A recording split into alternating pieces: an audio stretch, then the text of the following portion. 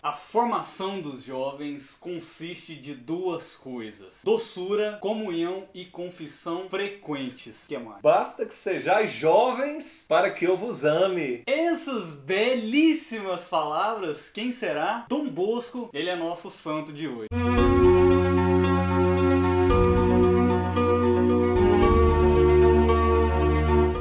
Paz e bem pra você que quer ser santo, paz e bem pra você que ainda não descobriu o que quer ser santo. Trago aqui do meu lado hoje um amigo de longuíssima data. Já fazem 15 anos que eu conheço o Mário Sérgio. Aliás, vocês devem conhecer muito mais ele do que eu. E convidei Mário em um tempo já que eu não te via, né? Tinha. A gente conheceu com 5 anos, aí tem 15 anos, né? Hoje nós temos 20 anos cada um. Conhecemos pequenininho, né? Por aí mesmo. E por que eu trago o Mário Sérgio, né? Quando eu tava perguntando, Mário, que santo que você gosta? Quem que é assim ele? Cara, eu gosto de dois: Dom Bosco e São Francisco. Olha, São Francisco vamos deixar com os franciscanos. Vamos falar de Dom Bosco e até do seu papel com os jovens, né? Tantos encontros, tantos retiros. Ele falou, beleza, vamos lá. E depois vim até a descobrir, essa pessoa já participou de uma competição de conhecimento sobre Dom Bosco. E perdi. Tadinho. Ó, eu estudava no colégio Auxílio. Quando eu estudei era excelente, assim. E as irmãs salesianas que seguem o ensinamento de Dom Bosco. Então, assim, eu aprendi a amar Dom Bosco, assim, porque a gente conhecia. A gente tinha momentos que a gente conhecia sobre a vida dele. E eu me apaixonei na vida dele. A gente conhecer sobre santo, né? Todos esses vídeos que o Diego faz, né? Frei Sérgio aí, são... A vida dos santos a gente apaixona e a gente fala, por que não a gente tentar viver alguma coisa? Então, eu tive uma formação de Dom Bosco que eu sou apaixonado por jovens, né? Tem gente que até fala assim, pô, né? Você já tá velho, né? Mexe com adulto. Gente, só entre nós aqui. Eu acho adulto chato demais, né? Jovem, criança e jovem pra mim né? Eu amo, né? E Dom Bosco é esse cara, né? Que ama jovem. Essa história começa com Dom Bosco na Itália, em Turim, né? E que terra boa pra fazer santo que é Turim. Vimos já que Pier Giorgio veio de Turim e agora mais um, além do Domingo Sábio, que foi inclusive... estudou lá no oratório dele, né? Ele nasce lá então em 1815, numa época que as guerras napoleônicas tinham deixado um legado ali na Itália de bastante pobreza, de bastante miséria. Nasce numa família pobre, pais agricultores. Então, o que acontece? E pra piorar um pouco as coisas, o pai dele morre com 2 anos, né? E ele tinha 2 anos, ele tinha 2 anos, o pai dele morreu, então já num cenário assim de pobreza.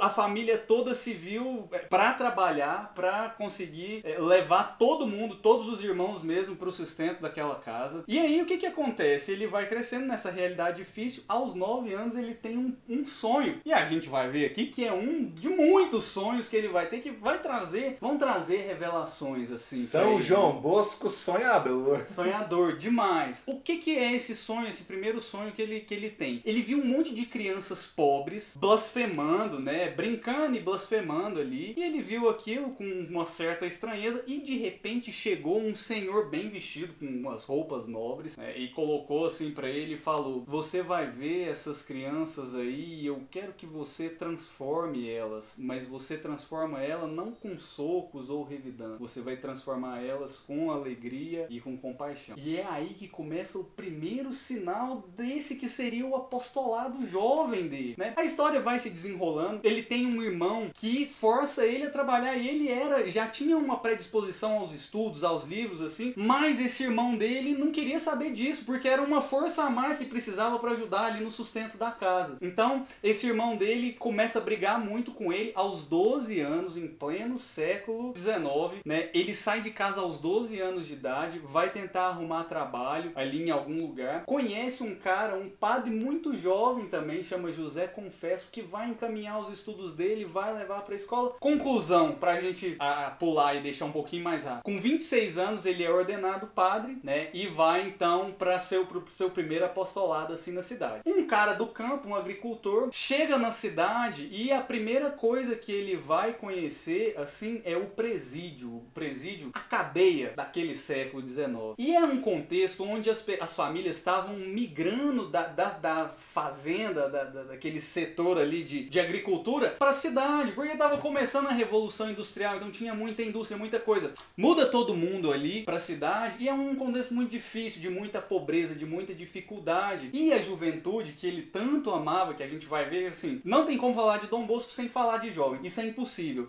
Aquela juventude, ele se compadeceu muito quando ele viu aquele tanto de criança na cadeia, né, preso, né, jovens de 12 a 18 anos presos ali naquela miséria, naquela angústia. E ele pensava, como que eu posso ajudar essa moçada? Foi aí então que ele começa ali a amparar um órfão, a amparar uma criança, e nisso vai juntando um, vai juntando o outro. Pouco tempo depois dele virar padre, né, e ele virou padre aos 26 anos, um pouco tempo depois, 10, 15 anos depois, ele já se viu cuidando de 800 crianças. E aí deu continuidade ao que seria o oratório, que é um legado assim muito voltado para a parte do ensino. E aí é onde eu chamo o Mário, né, que me complemente aí, por favor. Qual que é o legado de Dom Bosco para a educação e para esse contexto da juventude, assim, enquanto salvação de almas, né? A vida dele era salvar almas, era converter almas, né? Então, qual que é, o que acontece nesse sentido, assim, da concepção desse oratório, de pegar esses jovens para levar? Dom Bosco, ele achava assim que uma das causas que o demônio fazia perder jovens era mostrando para o jovem que servia a Deus era uma coisa melancólica. E, né, Dom Bosco, então, ele começa a mostrar a alegria de servir a Deus, né? Então, os professores transmitir com alegria, né? Colocar os jovens com alegria, esporte dentro da escola. Então, Dom Bosco, ele tornou a escola, que era um lugar chato, qualquer semelhança com os dias atuais não é mera coincidência, né? Mas ele tornou um lugar chato, um lugar bom. Então, os jovens gostavam, porque eles podiam praticar esporte. E Dom Bosco, né, como já era padre, então, enquanto tava lá dois times jogando ali um esporte qualquer, ele ficava com os que não estavam jogando, que estavam esperando a próxima vez, confessava um aqui, catequizava o outro ali, né? E por quê? Um dos lemas de Dom Bosco, uma das frases marcantes dele, ele fala, dai-me almas e ficai com o resto. O que me importa é a juventude santa. Então Dom Bosco, ele gastou a vida assim com a juventude. Então, dai-me almas e ficai com o resto, né? O que me importa é a juventude santa. Então, ele se preocupava muito com a salvação das almas. Então, para ele, o estudo, as ciências, tudo não tinha sentido nenhum sem o lado religioso. Então, um dos pilares da educação era o ensino religioso. Mas não aquele ensino religioso chato, aquela coisa assim, né? Mas ele sabia, porque ele falava de uma coisa que ele vivia. A pessoa, quando ela fala de uma coisa que ela vive, é gostoso você escutar aquilo. Diferente quando você escuta uma pessoa que fala de Deus, mas nada, não vive aquilo, fica aquela coisa chata que não dá nem para você escutar, né? Então, Dom Bosco transformou o ensino, né? Ele morreu em 1888, né? Então, nesse 1815 a 1888 aí, que foi o tempo da vida dele, ele trouxe muito ensinamento. Dom Bosco, ele tinha, como o Diego falou, muitos sonhos místicos, né? Tem até um livro dele que eu trouxe aqui, ó. Todo mundo tem que ler esse livro aqui, Céu, Inferno e Purgatório. A parte que ele fala de céu faz a gente querer o céu. A parte que ele fala do inferno e do purgatório faz a gente não querer, principalmente o inferno, né? Não querer ir pro inferno. E é tipo assim, ó, imagina que eu sou Dom Bosco, ó que pretensão. Imagina que eu sou Dom Bosco, né? E o Diego é um dos jovens lá de Dom Bosco. Então, Dom Bosco, ele esteve no inferno. Um anjo lá o guiou e mostrou para ele o céu, o inferno e o purgatório. E ele estando lá, né? Ele pegou e viu, por exemplo, ele estava lá, viu o Diego vivo, né? E de repente ele estava no inferno, viu o Diego lá no inferno e falou assim, ô anjo, o Diego lá tá vivo, o que eu tô fazendo aqui no inferno, né? E aí o anjo falou, não, é que ele está em pecado mortal. A alma dele está em estado de inferno, porque ele cometeu um pecado mortal. E falou, inclusive, o pecado, né? Sei lá, vamos botar, sei lá, o pecado da castidade, né? Que é o pecado que Dom Bosco viu que é o que mais afastava o jovem da presença de Deus. Aí ele chegou lá pro jovem e falou, ô Diego, você não quer confessar, não?